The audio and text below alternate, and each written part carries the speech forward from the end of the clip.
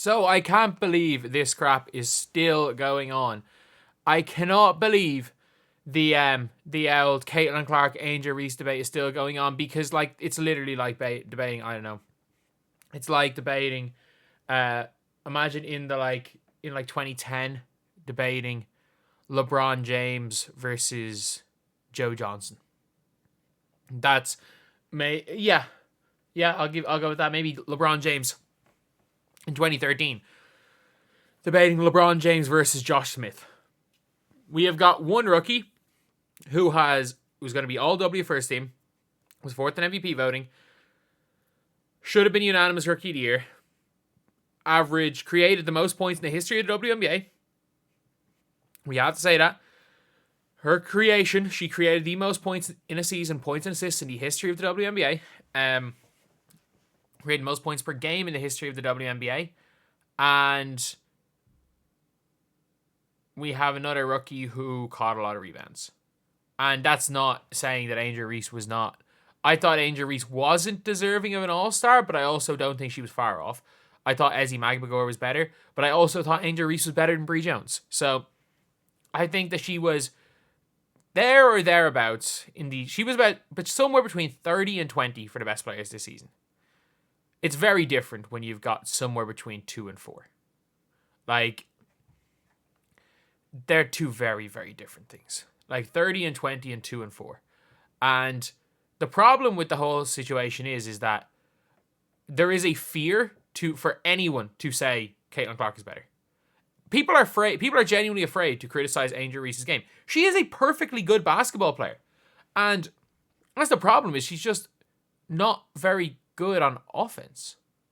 Like, if somebody says Angel Reese is bad at layups, you are called every name under the sun. She is the worst finisher in the history of professional basketball. I'm confident in saying that. She's the worst finisher in the history of pro basketball. And that's not just WNBA, it's any level of pro basketball. It doesn't mean she's not one of the best rebounders. For their respective leagues, she might be the best rebounder ever. She might be a better rebounder even than Dennis Rodman, especially in the offensive end. But the players were asked about which rookie was better. And of all people, Sabrina Ionescu comes out with this. I can't pick one. I can't pick one. To be fair, maybe she would go on to the Angel Reese hype train because, well, Caitlin Clark has had a better rookie season. In her rookie season, Caitlin Clark's been better than Sabrina's been at any stage in her career. But Breanna Stewart. I mean, it's not an either or with. They both had astonishing seasons. I think they impressed me in different ways. They're such different players. Obviously, Caitlin's ability to come and transition quickly. So it's been great to see how great she's been in this league. Angel being atop the rebound leaders for the entire season, like Caitlin, the assists, and not only their impact on the court, but also the presence that they have off the fence. Like, I get it. Like, I understand that the players, and I'm not going to knock the players. Like, this video is going to be titled something outrageous, like players are scared to say Caitlin Clark is better than Angel Reese. It's going to be called something like that. The reality of the situation is that it's not a question the players should be asked. They obviously, you don't want to piss people off.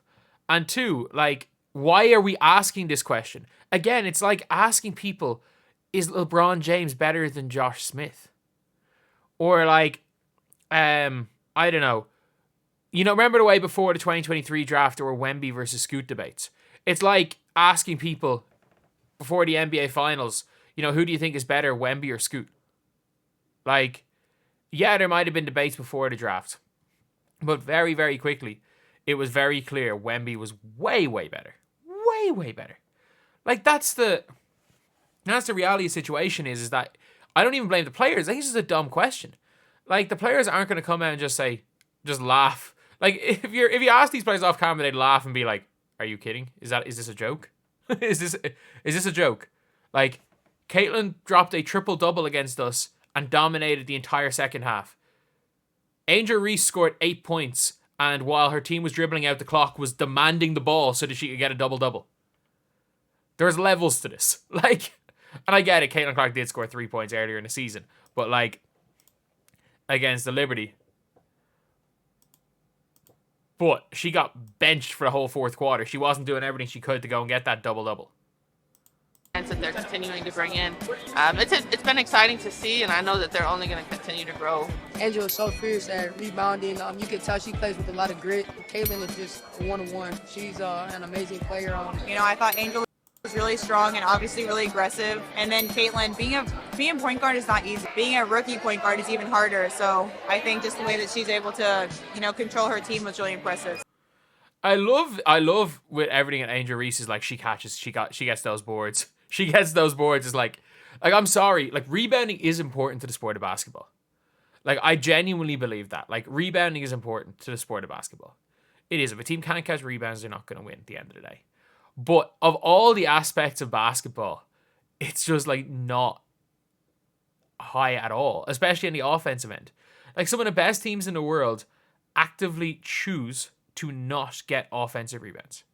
Like some of the genuinely the best basketball teams in the world choose to run back in transition. They choose to send one player up on offensive rebounds. The problem is Chicago Sky don't play transition defense because they assume they're getting the offensive rebound. Like, it's nonsense. Like, it is absolute nonsense. Like, one player is the only reason her coach is still in a job.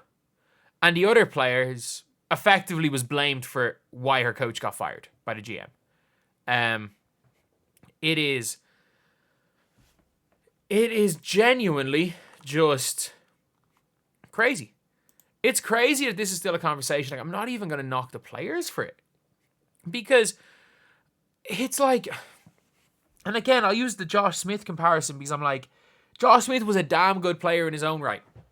But if you started comparing Josh Smith with prime LeBron, people would think you are actually, like, not right in the head. And maybe if you want to go out of positions, cool. I'm going to compare the most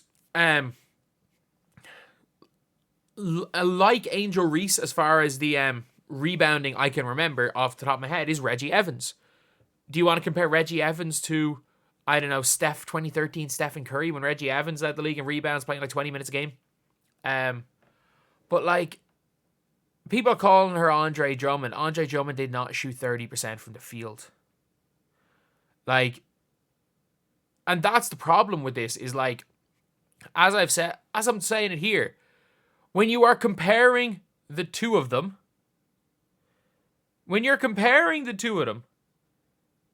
you can't really necessarily do it in a way when you're talking about which one is better. It doesn't make it seem like Angel Reese is just a bad basketball player.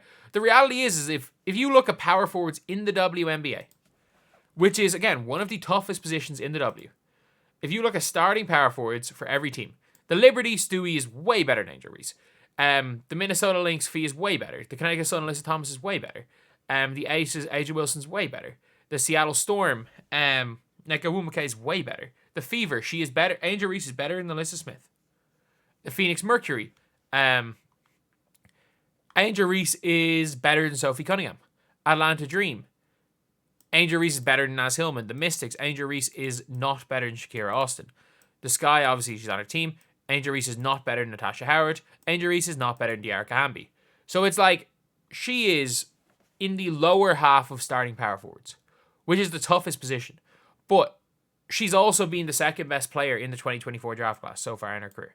She's been better than Rakia Jackson. I don't think long term she will be, but she has been an extremely effective player. And I think with a proper coach that is not force feeding a 30% shooter the ball, we're going to see Angel Reese shooting 8 shots a game on 45% shooting, averaging, like, she's not going to average as many rebounds because her team's never going to be as bad at shooting as they are right now, and she's never going to be as bad at shooting as she is right now, so her catching her own misses won't count.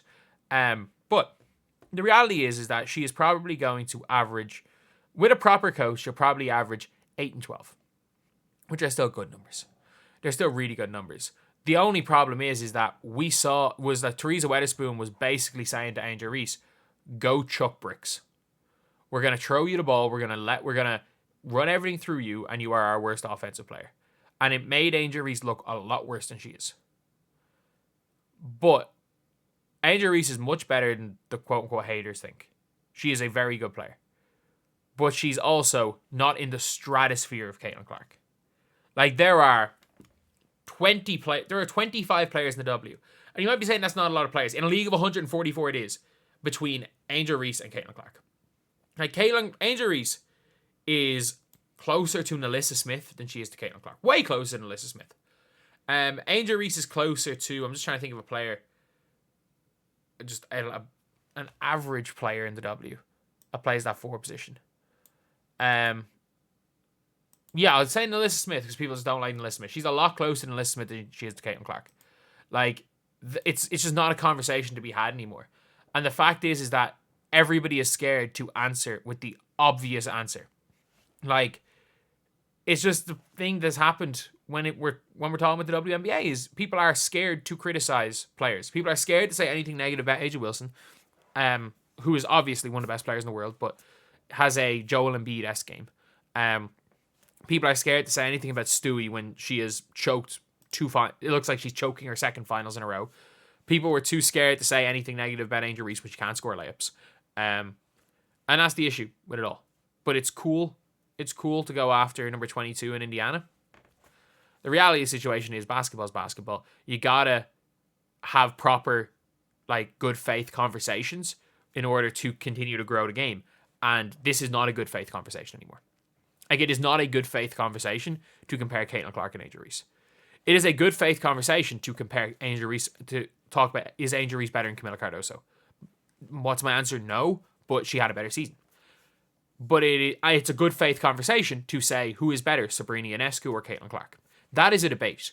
There is way too big of a gap between Angel Reese and Caitlin Clark for it to even be a debate. And the fact that there is a mountain in the difference in levels between the two of them, and players are still scared to say to state the obvious, just shows what way the media is, what way everything is, and what these players are genuinely scared to actually make basketball takes because they're afraid of pissing people off.